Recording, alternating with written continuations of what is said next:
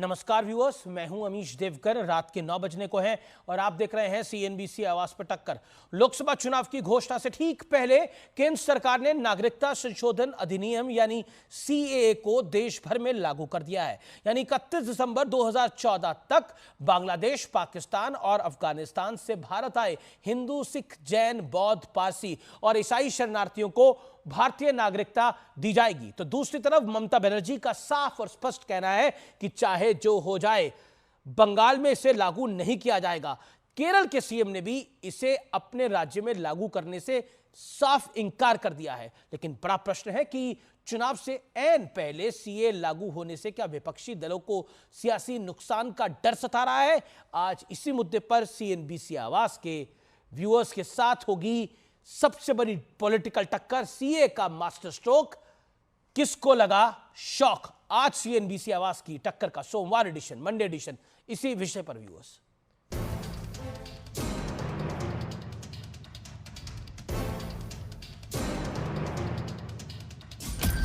पड़ोसी देशों के प्रताड़ित धार्मिक अल्पसंख्यकों के संरक्षण के लिए सिटीजनशिप अमेंडमेंट बिल, जिसको सीएबी के पॉपुलर नाम से जाना जाता है, हम इसको लागू करने के लिए प्रतिबद्ध है।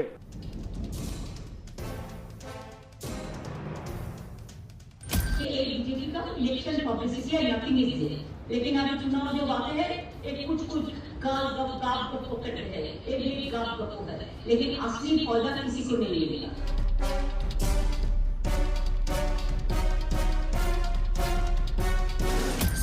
इस देश का कानून है, इसको कोई रोक नहीं सकता, सबको नागरिकता मिलने वाली है। सीएए देश का कानून है, इसको कोई रोक नहीं सकता और हम सीएए को लागू कर रहे हैं।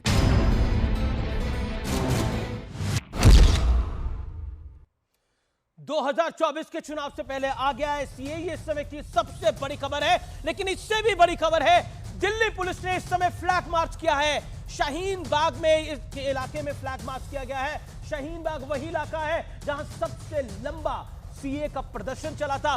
उसी इलाके में फ्लैग मार्च किया गया है। इसके अलावा साइबर एजेंसियां भी अलर्ट में है। अफवाह फैलाने वालों पर नजर है। जो भी व्यक्ति अफवाह फैलाएगा उस पर बड़ा अलर्ट जारी किया है पुलिस ने। उत्तर प्रदेश में भी अलर्ट है, उत्तराखंड में भी अलर्ट है, मध्य प्रदेश में भी अलर्ट है, छत्तीसगढ़ में भी अलर्ट है।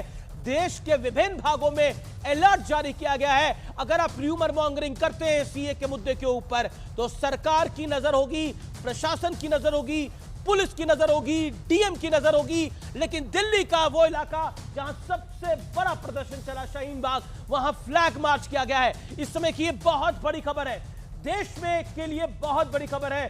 सीए एक बार लागू हो गया है। मेरे साथ कौन कौन मेहमान है? मेरे साथ गौरव भाटिया है, भारतीय जनता पार्टी के प्रवक्ता। विवेक श्रीवास्तव है मेरे साथ, राजनीतिक विश्लेषक हैं, लेफ्ट के नेता हैं। मेरे साथ तौसीफ खान है, उनका अभिनंदन है। प्रियंका कक्कड़ आम आदमी पार्टी की है, आपका भी अभिनंदन है।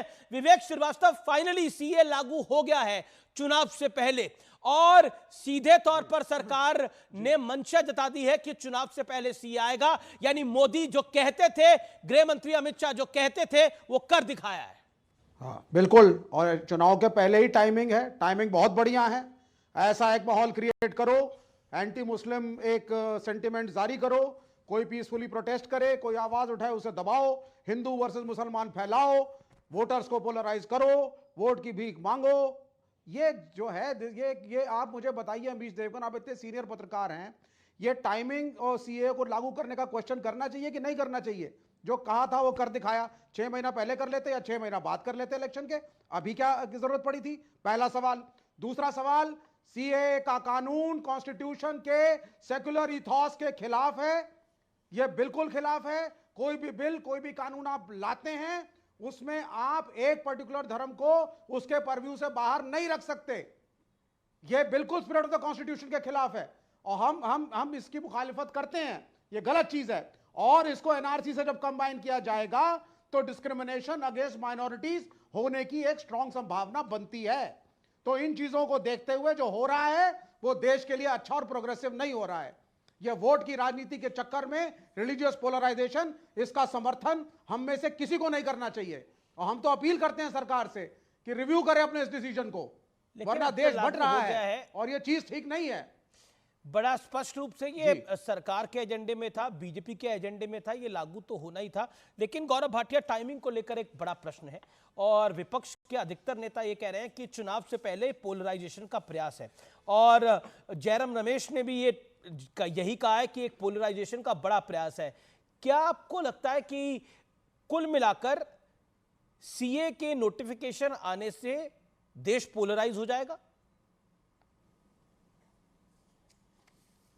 देखिए अमित जी, सर्वप्रथम तो एक बात कहूंगा, भारत की जनता कह रही है मोदी है तो मुमकिन है और शाह है तो राह है। और ऐसा इसलिए है कि हर नागरिक, हर दल की, चाहे विपक्ष में हो चाहे सत्ता में हो, उसकी आस्था संविधान में होनी चाहिए। यही सारी विपक्षी पार्टियां तंज कस रही थी कुछ माह पहले, अरे सीए के रूल्स नहीं आए, लागू क्यों नहीं कर रहे, कर नहीं पाओगे। अब जब आ गया और संवैधानिक तरीके से आया है तो ये लोग कह रहे हैं कि टाइमिंग नहीं अच्छी है। तो मैं सबसे पहले आपको 2-3 प्रमुख बातें बताता हूं। लेकिन इसी बीच बड़ी खबर आ रही है, ये जो विजुअल्स आप देख रहे हैं, ये बंगाल में मैसिव सेलिब्रेशन हो रहा है।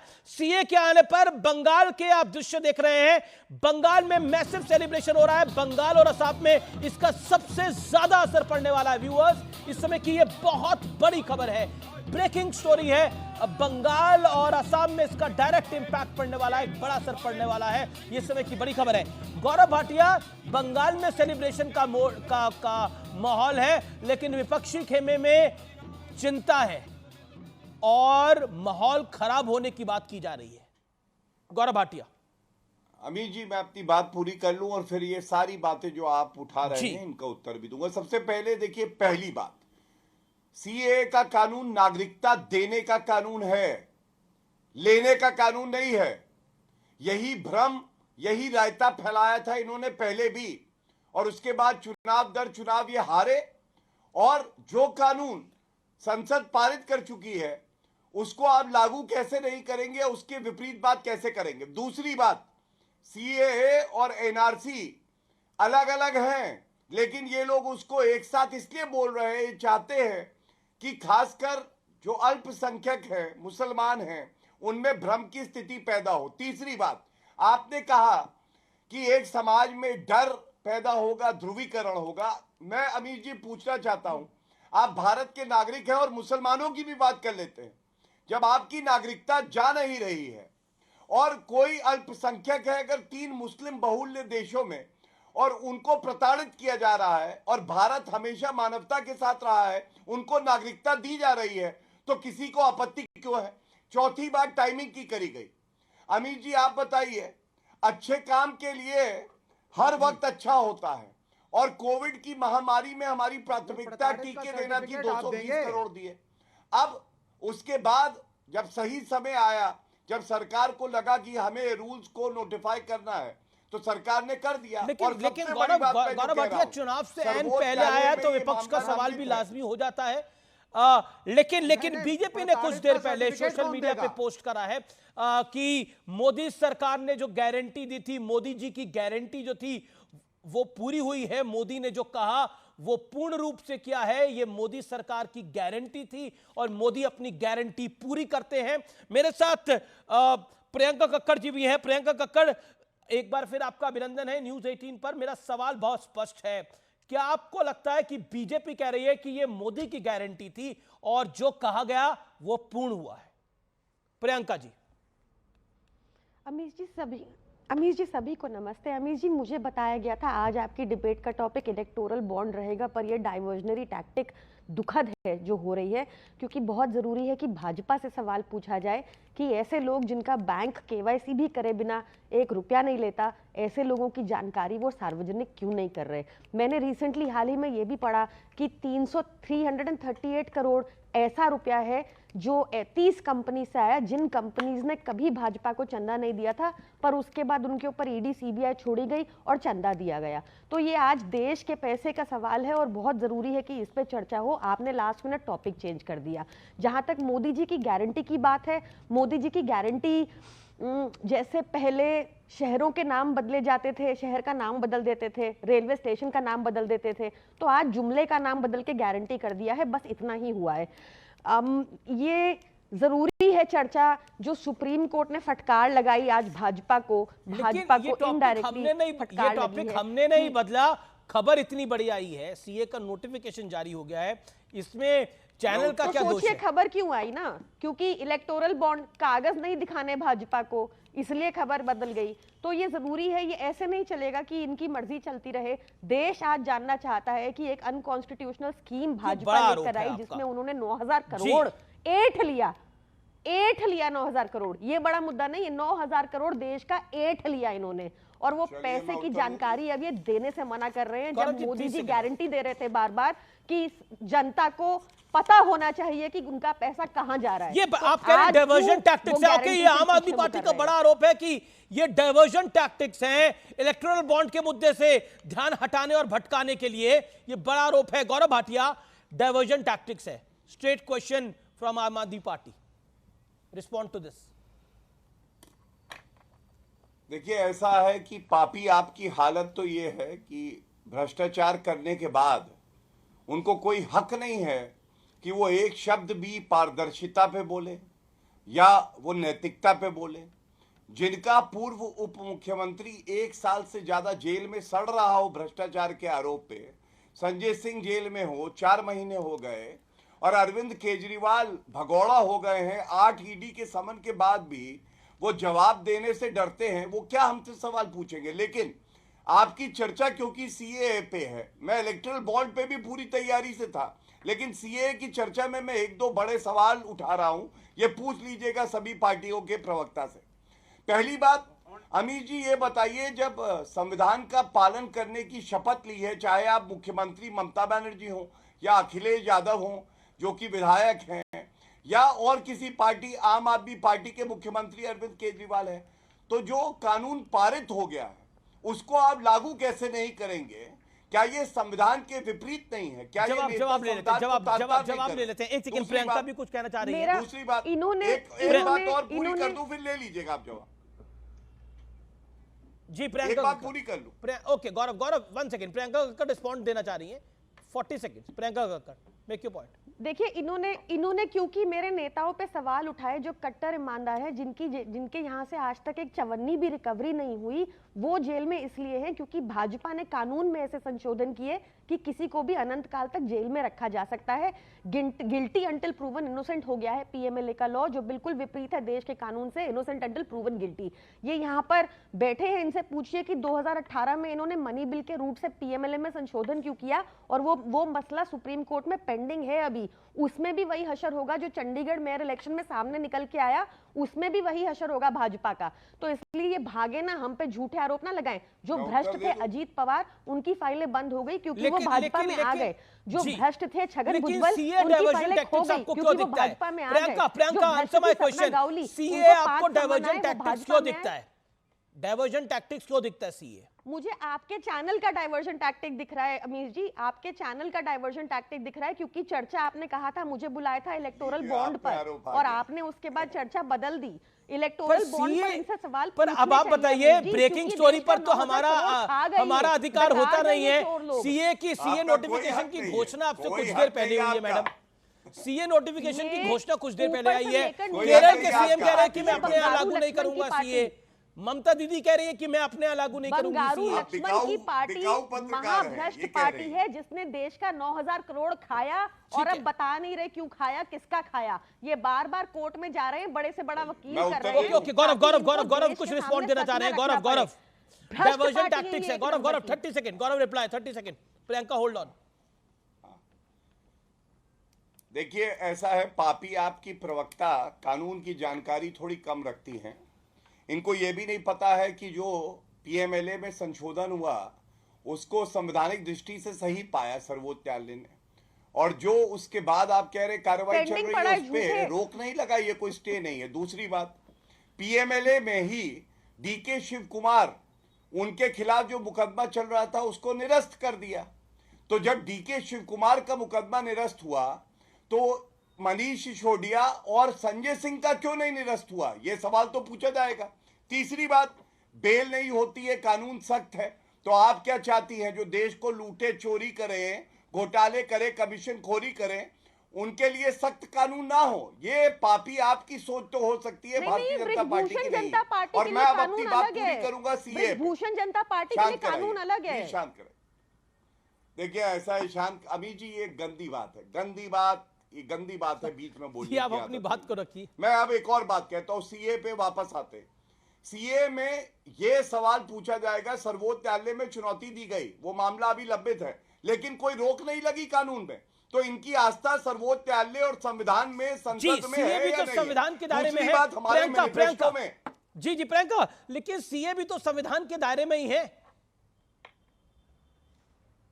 सीए भी तो संविधान के दायरे में, संविधान के इधर तो है नहीं। अब आप बताइए, जो बौद्ध, सिख, हिंदू, पारसी जो पाकिस्तान रहते हैं, अफगानिस्तान रहते हैं, वो कहां जाएंगे अगर हिंदुस्तान उनको नागरिकता नहीं देगा? तो उनको और कौन सा देश नागरिकता देगा? देखिए, इस पे सिखों का कौन सा देश है, हिंदुओं का कौन सा देश है? बता रही हूँ कि मैं इलेक्टोरल बॉन्ड्स के ऊपर, मुझे कहा गया था ये चर्चा इलेक्टोरल बॉन्ड्स के ऊपर है, और मैं इलेक्टोरल बॉन्ड पे ही बात रखना चाहती हूँ। भाजपा ऐसे भाग नहीं सकती 9,000 करोड़ लेकर, कोर्ट में एक्सटेंशन मांग रही है, नाम नहीं देगी इनको। अगर आप नहीं अकाउंटेबल करेंगे, ये फिर भाग जाएंगे। ये भाग रहे हैं बार बार। आज भी कोर्ट में एप्लीकेशन लगाई ना कि और टाइम चाहिए। जब 15 फरवरी को टाइम दिया गया था, 15 मार्च तक को, कोर्ट ने कहा कि आप ये तो बताओ कि ये बीच में क्यों बोल रहे हैं, ये बीच में क्यों बोल रहे हैं भाजपाई? मैं इनसे सवाल पूछ रही हूँ ना, मैं पूछ रही हूँ कि आपने कोर्ट में ये अर्जी तक नहीं दी, बीच में मत बोलिए ना, कि आपने कोर्ट में ये तक नहीं बताया कि इतने दिनों में आपने क्या किया, कोई स्टेप लिया। जी, इलेक्टोरल बॉन्ड पर आप भाग रहे हैं, बीजेपी भाग रही है। आम आदमी पार्टी का ये आरोप है, गौरव भाटिया, और सीए के अंडर कवर फायर दे रहे हैं आप लोग।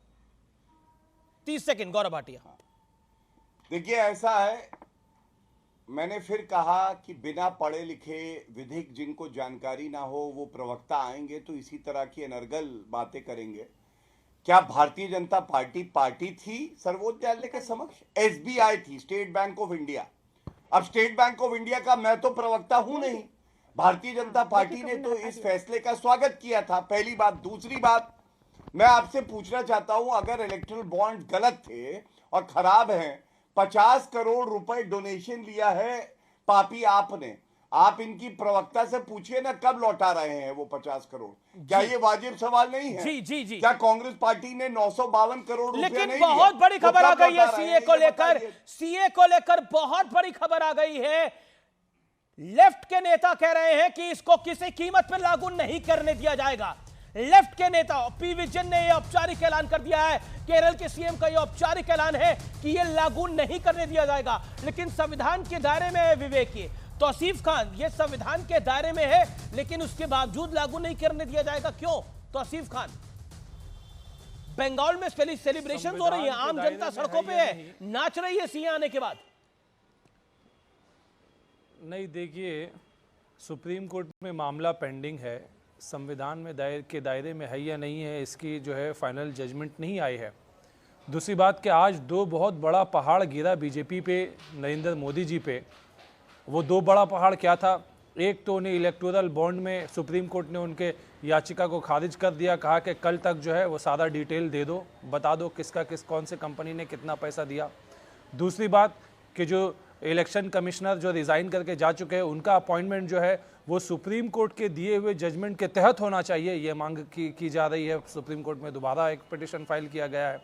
इन सारे मुद्दों से भटकाने के लिए, जनता का ध्यान भटकाने के लिए सीए वो उनका फेवरेट मुद्दा है, क्योंकि इलेक्शन से पहले अगर इन्हें सीए लागू ही करना था तो ये 4 साल बैठे क्यों रहे? ये बैठे इसलिए रहे कि जब कुछ भी काम नहीं हो कर पाएगा तो वो ये देश में पोलराइजेशन फैलाएंगे चुनाव के करीब, चुनाव को में लोगों का मुद्दा ध्यान भटकाने का ये तरीका है। तीसरी बात, सीएए जो है ये कहा गया कि भाई हम मानवीय आधार पे लोगों को नागरिकता देने की काम करेंगे। ये कौन सा मानवीय आधार है जहां पे आप धर्म देखने लगे?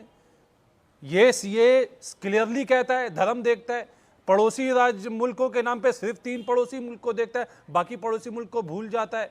मानवीय के आधार पे हम देंगे कानून, हम नागरिकता देंगे, और उसमें मानवीय कहते कहते वो धर्म देखने लगता है कि नहीं हम सिर्फ इन धर्मों को देंगे। और यही सारी वजह है कि आज सुप्रीम कोर्ट में मामला को चैलेंज किया गया। ये जो है ये कानून गलत तरीके से लाया जा रहा है। कानून का जो आज अभी ऐलान तो हो गया मीडिया द्वारा, हमने आपसे सुना है कि भाई नोटिफिकेशन आ गया। नोटिफिकेशन अभी तक हमारे सामने आया नहीं है, हम नोटिफिकेशन देंगे। मीडिया अगर बीजेपी अगर चाहती, जिस तरीके से मीडिया में न्यूज लीक कर दिया कि हम सीए लागू करेंगे, वो रिपोर्ट भी दे देते कि क्या रिपोर्ट है, क्या गृह मंत्री अमित शाह ने खोल कर गृह मंत्री अमित शाह ने प्लेटफॉर्म पे बोला कि इसमें कोई ढकने छुपाने वाली बात नहीं है, सीए आएगा और नरेंद्र मोदी की सेकंड टर्म में ही आएगा, चुनाव से पहले ही आएगा, अभी आएगा। उन्होंने तो कई बार बोला, पिछले 2 महीने में 3 महीने में उन्होंने कई बार बोला कि आने वाला है नोटिफिकेशन, कभी भी आ सकता है नोटिफिकेशन। लेकिन असाउद्दीन ओवैसी का उकसाने वाला बयान आया है। असाउद्दीन ओवैसी का लोग सड़क पर आने को मजबूर कर रही है भारतीय जनता पार्टी। सड़क पर आने के अलावा कोई रास्ता नहीं बचा है, यह कहा है असाउद्दीन ओवैसी ने। सीएए, एनआरसी, एनपीआर का विरोध करता हूं मैं, और ओवैसी का उकसाने वाला बयान है ये असाउद्दीन ओवैसी का। एमआईएम के सर्वोच्च नेता हैं असाउद्दीन ओवैसी। गौरव भाटिया मेरे साथ हैं। गौरव भाटिया, एक मुख्यमंत्री कर रहा है मैं लागू नहीं होने दूंगा, दूसरे मुख्यमंत्री कह रही है कि किसी हाल में लागू नहीं होने दूंगी, ओवैसी कह रहे हैं कि सड़क पे उतर के आए। क्या होगा यहां से अब?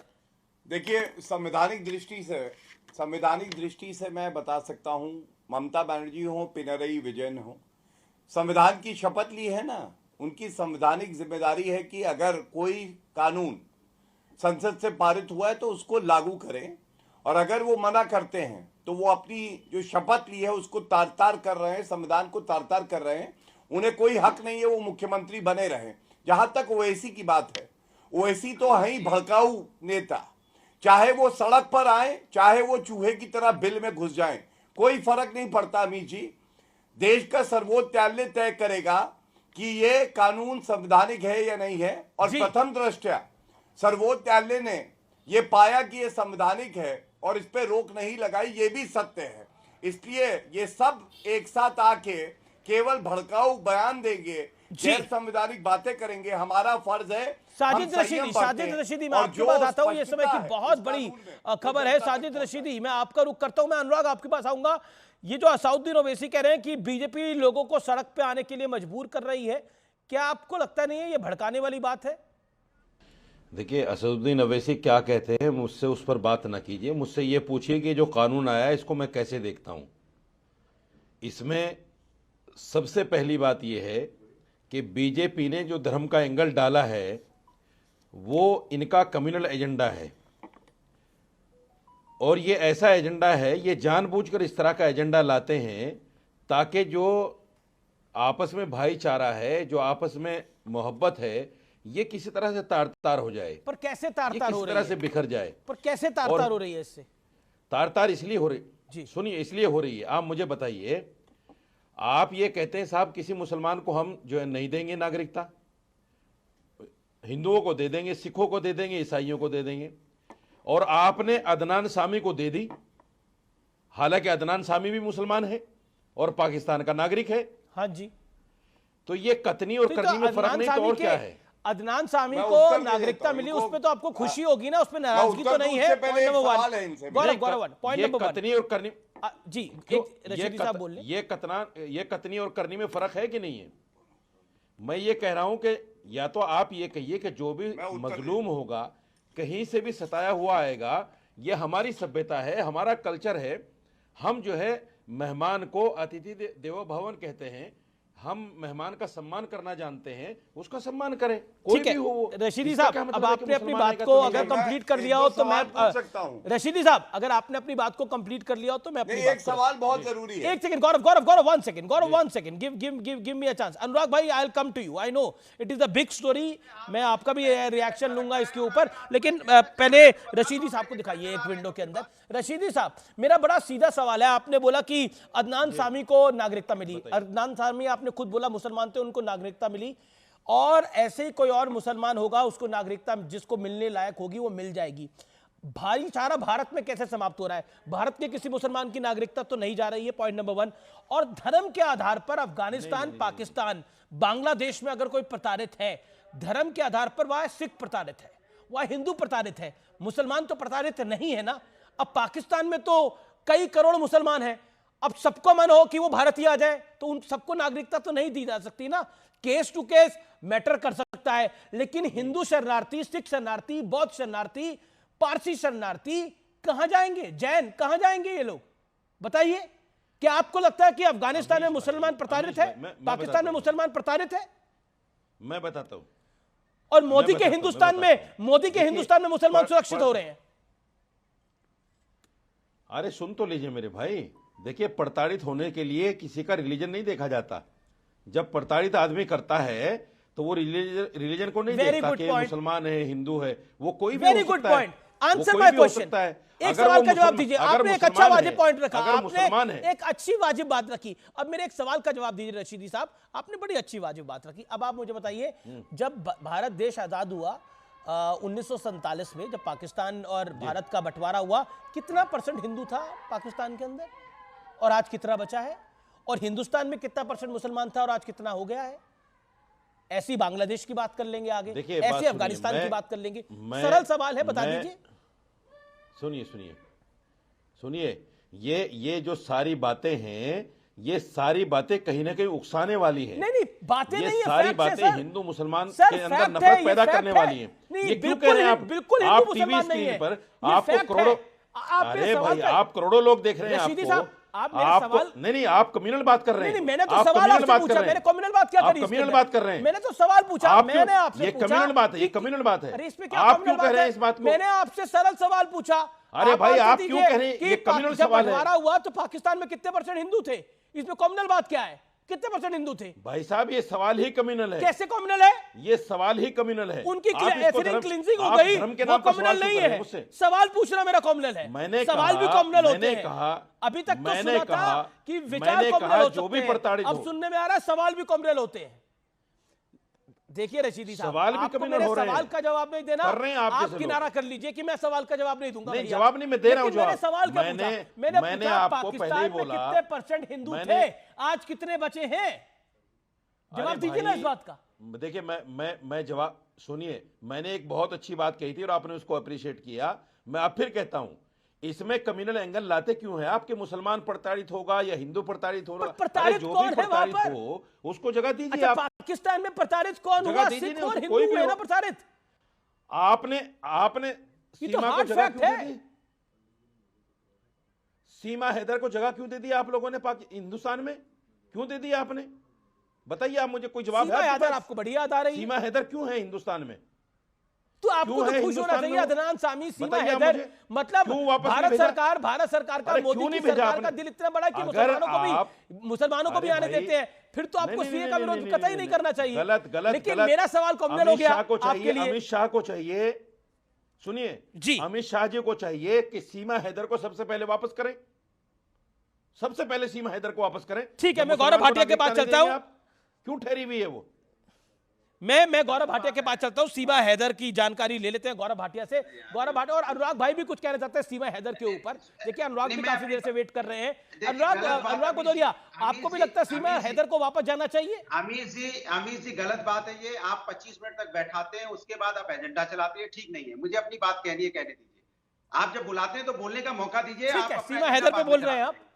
नहीं, मैं अपनी बात कह रहा हूं और बोलने दीजिए, और डंकी की चोट पे बोल रहा हूं। भारतीय जनता पार्टी से मैं सीधा सवाल पूछता हूं, हिंदुस्तान में हिंदुस्तानी क्यों प्रताड़ित हो रहा है? बताइए, क्यों किसान क्या हिंदुस्तानी नहीं यहाँ प्रताड़ित क्यों हो रहा है? मैं आपसे पूछ रहा हूं, क्या हिंदुस्तान की बेटियां, जो पहलवान बेटियां घसीटी जा रही, क्यों हिंदुस्तान में हिंदुस्तानी बेटियां प्रताड़ित हो रही? जरा बता दीजिए आप।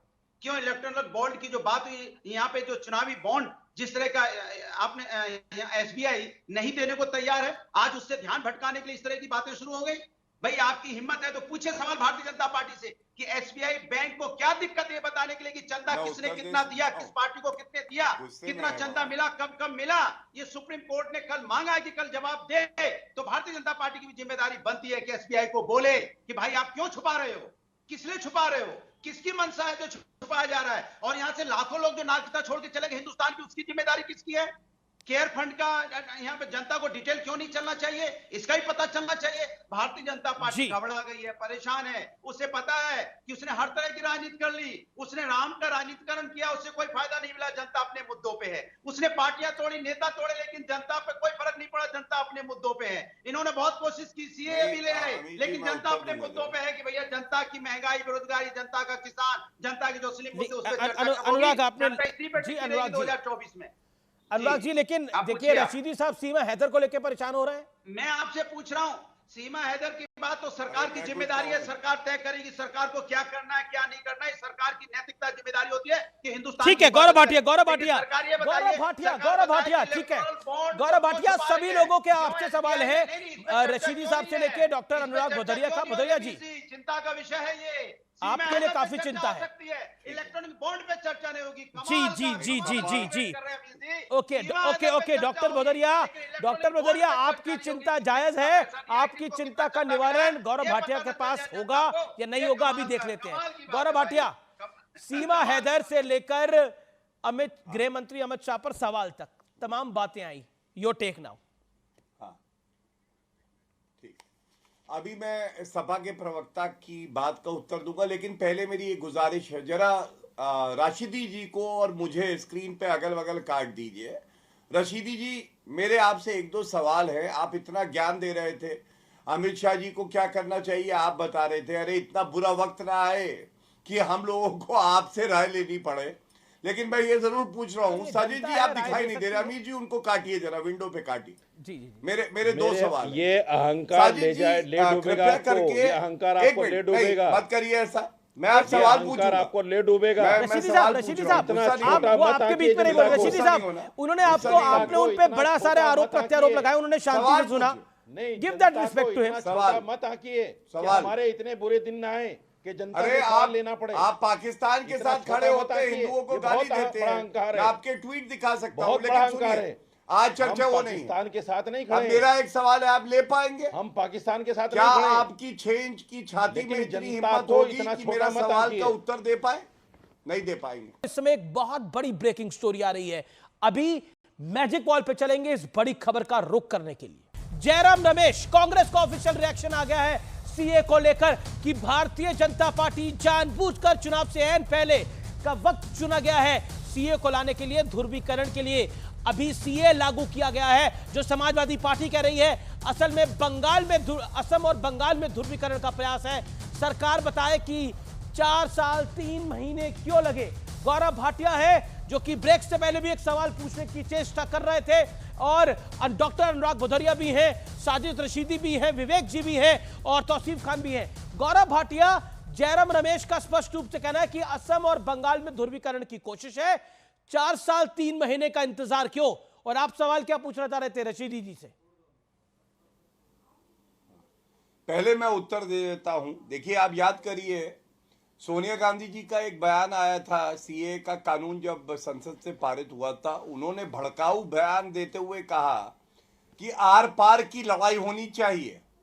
और ये एक रैली में कहा था अमीर जी। उसके बाद दिल्ली में दंगे हुए, और दंगे ऐसे हुए कि जिसमें तमाम भारतीय मारे गए, और अंकित वर्मा का आपको याद होगा किस तरह से उसकी हत्या करी गई थी। दोषी कौन? जहरीली नफरत फैलाने वाली कांग्रेस पार्टी। खैर, ये तो उत्तर हो गया इनका। अब साजिद रशीदी यहाँ पे हैं, मेरे उनसे 2 सवाल हैं, साजिद जी उत्तर भी देंगे। साजिद जी, पहली बात ये बताइए, आपने सीए पर इतना ज्ञान दिया, मैं पूछना चाहता हूं, सीए, एनआरसी और एनपीआर, इसका फुल फॉर्म बताइए पहले। मुझे पता था यही पूछोगे आप। लिखो कॉपी पेन लेके। हाँ लिख रहा हूं। कॉपी और पेन उठाओ और लिखो तीनों का। हाँ, मैं लिख रहा हूं। CAA का मतलब है देखिए, मत गूगल मत करिए, बताइए। सिटीजन, हाँ, सिटीजन अमेंडमेंट एक्ट। एनआरसी का मतलब है नेशनल रजिस्टर पॉपुलेशन। गलत। नेशनल रजिस्ट्रेशन, सुनिए नेशनल रजिस्ट्रेशन रजिस्टर। भूल गए बेचारे। सिटीजन है। क्या फिर से बोलिए? सुन लो। और बोलिए। एनपीआर का मतलब है एनपीआर का मतलब है नेशनल पॉपुलेशन रजिस्टर। तीनों का बता दिया मैंने, लिख लिया आपने सही। और कोई ज्ञान दूं? गलत हो गया, लेकिन कोई बात नहीं। और कोई ज्ञान दूं? अब सुनिए, मेरा दूसरा सवाल है। और कोई ज्ञान दूं? अच्छा, दूं कोई? कोशिश अच्छी थी, मुझे पता था यही पूछोगे। अच्छा लगा, बताइए बताइए। अच्छा लगा मुझे। मेरा सवाल है, आपने कहा धर्म के दूसरा- चश्मे से हाँ, नहीं देखना चाहिए। हाँ। मैं ये पूछना चाहता हूँ साजिद जी, दूसरा सवाल है, ले लेंगे, आप समझदार व्यक्ति हैं। दूसरा सवाल मेरा ये है, आपने अभी कहा था धर्म का एंगल नहीं होना चाहिए। मैं ये पूछना चाहता हूं, आप तो कुरान का हर शब्द मानते हैं ना कि नहीं मानते हैं? एक बार हाँ या ना में बता दीजिए, हर शब्द मानते हैं? यस, अल्हम्दुलिल्लाह मानता हूं, मुझे गर्व है कि मैं मुसलमान हूं। बहुत अच्छा है। अब ये बताइए, आपकी सूरा 9 आयत 5 मेरे हाथ में है, आपकी पाक कुरान है, ये कहती है जहां काफिरों को देखो मार दो। अब यही पाकिस्तान, बांग्लादेश और अफगानिस्तान में भी होता है जहां मुस्लिम बहुल्य है। तो आप इससे सहमत है कि जहां काफिर मतलब बुत परस्ती करने वालों को मार दो? आप इससे सहमत है? देश जानना चाहेगा भारत। जवाब ले लो, जवाब ले लो, जवाब ले लो वकील साहब, जवाब ले लो। आपको ज्ञान दे दूं, क्योंकि आपको ज्ञान नहीं है, आधा अधूरा ज्ञान लेकर बैठ गए। अब सुनिए, पूरा ज्ञान सुनिए, ज्ञान दीजिए, पूरा ज्ञान सुनिए। पूरा ज्ञान ये है, ये आयत उस वक्त के लिए है जब नबी पाक सल्लल्लाहु अलैहि वसल्लम के जमाने में जंगें हुआ करती थी कुफ्र और इस्लाम की। ये उस वक्त के लिए है, ये आज के लिए नहीं। आयत ये ज्ञान दे दूं आपको, इससे भड़काइए मत लोगों को। तो फिर क्यों हो रहा है पाकिस्तान में रिजवी ने भी भड़काने की कोशिश की थी 26 आयतों को लेकर। मुझे लगता है पॉलिटिकल एस्पेक्ट में आ जाना चाहिए, पॉलिटिकल विषय पे आ जाना चाहिए, पॉलिटिकल विषय पे आ जाना चाहिए। डॉक्टर अनुराग भदौरिया कुछ कहना चाह रहे हैं। अनुराग भदौरिया, विवेक श्रीवास्तव दोनों कुछ ऐड करना चाह रहे हैं। मुझे देखिए कमाल का एक नजारा देखने को मिल रहा है। भारतीय जनता पार्टी के प्रवक्ता किताब लेके पाकिस्तान की बात कर रहे हैं। अरे प्रभु, किताब लेके हिंदुस्तान की बात कर लो, हिंदुस्तान के किसान की बात कर लो। तो सीए के साथ है या विरोध में? हिंदुस्तान के समाजवादी पार्टी सीए के साथ है या विरोध में? मैं जवाब दे रहा हूँ। हिंदुस्तान के छात्रों की बात कर लो, हिंदुस्तान के युवाओं की बात कर लो, हिंदुस्तान के बेरोजगारों की बात कर लो, किताब दिखा के कि उनको कितना न्याय आप दे रहे हो, उन पे लाठियों की बौछार कर रहे हैं। एक बात, दूसरी बात मेरी बात सुनिए। देश के जो लोग जो हमारे बेरोजगार दूसरे देशों में जा रहे हैं रोजगार पाने के लिए, अपना देश छोड़ के दूसरे देश में जा रहे हैं जहां वार चल रहा है, वहां रोजगार पाने जा रहे हैं। उनको तो कम से कम अपने देश में रोजगार दे दो, वो विदेश में क्यों जा रहे हैं? एक तो तीसरी बात, लाखों लोग हमारे देश की नागरिकता छोड़ के दूसरे देशों में क्यों चले गए? मैं आपसे पूछना चाहता हूं, आप बताइए। बार बार अनुराग आप निरंतर बोलेंगे। मेरा एक प्रश्न है जिसको मैं तीसरी बार रिपीट कर रहा हूं। अनुराग भाई, मेरा उसका स्पष्ट जवाब दीजिए। आप सीए के कानून के पक्ष में है, उसके खिलाफ में है? मैंने आपको ताल्लुक मेरा आपकी पार्टी है। मैं आपको जवाब दे रहा हूं। भारतीय जनता पार्टी चुनाव आया है, चुनाव आने के समय में इनके सारे मुद्दे फेल हो चुके हैं। ठीक है, बीजेपी फेल हो चुकी है, समाजवादी पार्टी पास हो रही है। सीए के मुद्दे पर, सीए के मुद्दे पर आप फॉर है या अगेंस्ट है? आप साथ में है या खिलाफ है? अरे प्रभु बोलने दो, बोलने दे रहा हूं, सवाल का जवाब दीजिए। तो रुकिए ना, चुप रहिए ना, मुझे बोलने दीजिए। मैंने कहा भारतीय जनता पार्टी ने प्रभु राम का राजनीतिकरण किया, जनता ने नकार दिया। इन्होंने पार्टियां तोड़ी, जनता तोड़े, जनता ने नकार दिया, नेता तोड़े। फिर ये ईडी सीबीआई इनका इस्तेमाल किया, वो भी जनता ने इनको नकार दिया। अब सीए लेके आए कि नफरत की राजनीति कैसे फैलाएं? अब मैं उत्तर दे दूंगा अमीर जी, हिंदुस्तान की बात नहीं करेंगे, हिंदुस्तान की समस्या की फिर आप सवाल का जवाब नहीं दे रहे। देखिए, आप 2.5 मिनट बोले लेकिन सवाल का जवाब नहीं दिया। मेरा फिर आपसे निवेदन है, सीए के पक्ष में है, उसके खिलाफ है? आपकी अपनी लाइन क्लियर नहीं है, आप बीजेपी से पूछ रहे हैं। सीए के पक्ष में है, उसके खिलाफ है? इलेक्टोरल बॉन्ड की बात आपने करी, वाजिब सवाल है आपका। Okay, you made your point. मेरे को विवेक के बाद भी जाना है। विवेक मैं गौरव आपका एक ही बारी रुक करूंगा। विवेक एक सेकंड, ये अंतहीन बात नहीं हो सकती। अनुराग जी अंतहीन बात नहीं हो सकती। ऑडियो डाउन करिए। विवेक श्रीवास्तव, वाजिब सवाल है, क्या आपको लगता है कि पोलराइजेशन की बीजेपी कोशिश कर रही है? जब आप लोग इसका विरोध करेंगे तो अपना पोलराइजेशन होगा। अब बताइए, अगर कोई प्रताड़ित हिंदू, सिख, बौद्ध, जैन है, वो पाकिस्तान से हिंदुस्तान नहीं आएंगे तो जाएंगे कहां? कोई दूसरा मुल्क हो तो बता दीजिए। नहीं, बिल्कुल ठीक बात है आपकी। भाई, कोई भी इस देश में इसके खिलाफ नहीं है कि किसी भी कम्युनिटी का, चाहे हिंदू हो या नॉन हिंदू हो, कोई प्रताड़ित है तो हम उसे शरण जरूर दें। लेकिन उसमें रिलीजन का एंगल ना लाएं, इसमें मुसलमानों को भी जोड़ा जाए। 72 फिरके हैं मुसलमानों के, शिया अहमदिया ये परसिक्यूट होते हैं पाकिस्तान में, अनेकों और फिरके परसिक्यूट होते हैं, तो ये डिफरेंशिएशन ना करें। और दूसरा, आप डिसाइड कैसे करेंगे कौन प्रताड़ित है कौन नहीं? चाहे हिंदू कम्युनिटी ही हो, उसकी जांच कौन करेगा? बहुत सारी बातें हैं इसके अंदर। तो जिस प्रकार से फार्मर के काले कानून वापस कराए गए थे, सीएए को भी सरकार को वापस लेना चाहिए। कांग्रेस का जो आधिकारिक बयान आया है, वामपंथ भी वही कह रहा है, 4 साल के बाद आप इसको लेकर के आए हैं, इसलिए नहीं कि आपका इंटरेस्ट बेटरमेंट में है, सिर्फ पोलराइज करके 2024 के इलेक्शन में आपको नॉर्थ ईस्ट के स्टेट्स खासकर बंगाल, आसाम, इन राज्यों को आप प्रभावित करना चाहते हैं। आपको लग रहा है कि मुसलमान पोलराइज करना चाहते हैं? बंगाल के अंदर ये हार रहे थे चुनाव। एक सेकंड, बार बार बोला जा रहा है कि चुनाव के चलते लाए हैं। क्या अगर सीए नहीं आता तो बीजेपी चुनाव हार रही थी? अभी तक ओपिनियन पोल क्या कह रहे हैं? नहीं, यह भी एक हथकंडा है। बहुत सारे ओपिनियन पोल 370 दे रहे हैं एनडीए को, 370 एनडीए को दे रहे हैं। आप कह रहे हैं मतलब ये बात अनुराग जी ने भी बोली, ये बात प्रियंका जी ने भी बोली। मेरा स्पष्ट सवाल है, क्या बीजेपी चुनाव हार रही थी इससे पहले? किस ओपिनियन पोल के अंदर बताया गया कि बीजेपी चुनाव हार रही है इससे पहले? 3 राज्यों में चुनाव आए, सीए तो नहीं था, लेकिन सुपर साफ हुआ कांग्रेस का। हर पार्टी नहीं, हर पार्टी जीतना चाहती है। भारतीय जनता पार्टी भी जीतना चाहती है, उनका अधिकार है, इलेक्शन कमीशन में रजिस्टर्ड है उनकी पार्टी, जरूर ट्राई करें। लेकिन अब ये सारे हथकंडे ट्राई कर रहे हैं, राम मंदिर से लेकर के, और ये सीए अब लाया गया है, सब कुछ कोशिश कर रहे हैं। ठीक है, लेफ्ट के और पार्टियों को तोड़ने की कोशिश भी खिलाफ में है। Okay, Gaurav Bhatia has a right to reply. हम सीए के खिलाफ हैं, हम क्लियर हैं। Okay, let Gaurav reply. हम इसकी मुखालिफत करेंगे। उत्तर देता हूं जी गौरव जी। पहले मेरे काबिल दोस्त यहां पे बोल रहे थे, मैं इनकी बात का उत्तर देता हूं। और मुझे उम्मीद है कि यहां पे चाहे वो मौलाना रशीदी हो, ये हो, सब सहमत होंगे। इन्होंने समानता की बात करी। इन्होंने कहा कि 3 मुस्लिम बहुल्य देशों में मुसलमान प्रताड़ित भी होता है, उसका भी नाम डालो। तो मैं आज ये पूछना चाहता हूं, यहाँ 17 करोड़ मुसलमान भारत में हैं, पंथ निरपेक्षता अच्छी है, समानता अच्छी है। सारे मुस्लिम देश जो 55 है, वहां एक पत्र लिख के क्यों नहीं गुहार करते हैं कि आपको भी पंथ निरपेक्ष देश होना चाहिए, इस्लामिक नहीं होना चाहिए? और हिंदुओं का, सिखों का जो नरसंहार होता है या प्रताड़ित किया जाता है, वो गलत है? क्यों नहीं बोला जाता? मैं पूछ रहा हूं, इसमें गलत क्या है बताइए। होना चाहिए। विवेक कह रहे हैं आप, डेमोक्रेसी हर जगह होनी चाहिए, प्रताड़ित कोई नहीं होना चाहिए, समानता होनी चाहिए, पूरा विश्व में होनी चाहिए, हम उसके लिए खड़े हैं। लेकिन हम भारत से हैं, रोल मॉडल बनिए और दिखाइए उनको डेवलप करके इस मुल्क की माइनॉरिटी मुसलमान हिंदू के बराबरी कर रहा है। आपको वोट नहीं दिया क्योंकि आप पे उनका विश्वास नहीं है। जी सपा के प्रवक्ता का भी उत्तर दे दो, उस पर मत डिस्कशन में आइए आप। ठीक है, मैं तौसीफ का रुख करता हूं। तौसीफ, जो बात गौरव भाटिया ने बोली उसका रिप्लाई तौसीफ जी। देखिए अमित जी, मैंने पहले भी कहा कि ये केवल एक हेडलाइन मैनेजमेंट प्रक्रिया है बीजेपी द्वारा।